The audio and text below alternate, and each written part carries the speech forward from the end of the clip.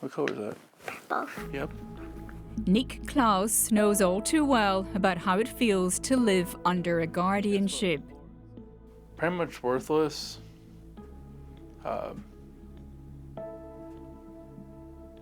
I felt completely useless to my wife. Look, we can start in the corner. Okay. After a car accident in 2011, Nicklaus was placed under a guardianship by his parents, who were concerned about his ability to manage a payout. Initially, a traumatic brain injury meant he did need a lot of support.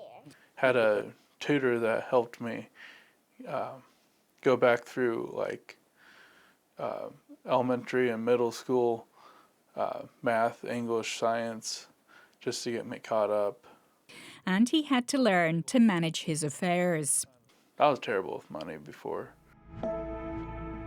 But Nicklaus remained under a guardianship. Even after his health improved, he began working, got married, and had a child. Welcome each of them. If you would all now rise. As the 28-year-old told a recent hearing into conservatorships, providing for his family proved almost impossible. I had no control over my paychecks. I earned and had to get permission from my stepfather to buy diapers and formula for my daughter. It was only when Nicklaus's case came to the attention of Indiana disability rights lawyer Justin Schrock that things began to look up, and the guardianship was eventually terminated in August this year. It definitely seemed odd that someone who was married, had a child, owned a home, had been working in these highly skilled fields for several years, was under guardianship. Odd, but not unique. That there's no question there are many, many more out there who definitely don't need guardians, but who do have them. An estimated 1.3 million Americans live under guardianships, or as they're sometimes known, conservatorships. A guardian can control or sell your assets, decide whether or not you get married, divorced, or see your children, have you admitted to an institution, and manage your health care, including, as Britney Spears testified, birth control. But in many states, no qualifications are required for the job. There's often little oversight and no clear legal pathway for terminating the arrangement.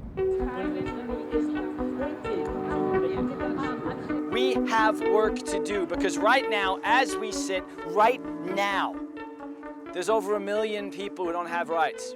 Jonathan Martinez campaigns for an alternative to guardianships known as supported decision-making. The most important question we can ask before putting someone in guardianship is, what else have you tried?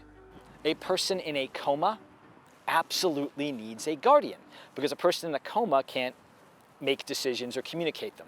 Somewhere in between a person in a coma and you, there is a line.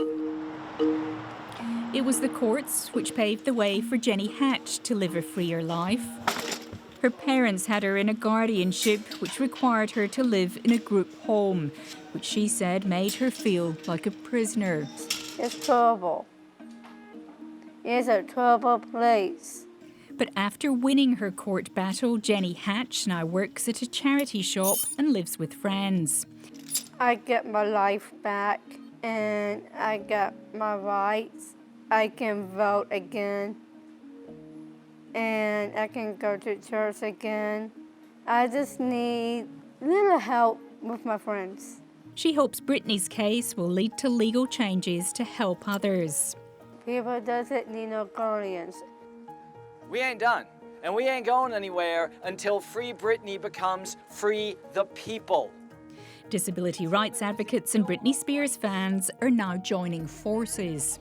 We have a duty and responsibility with this momentum built to continue the conversation to ensure that federal reform happens. And I think it's been really awesome that Britney has put a spotlight on what is happening with so many other people in this country. And it's a huge problem. People shouldn't be taken advantage of. As the headlines fade, the concern is that without the star power of Britney Spears, many others will be forgotten. But advocates say simply starting the conversation on the national stage has created momentum for change. Barbara Miller, ABC News, Washington.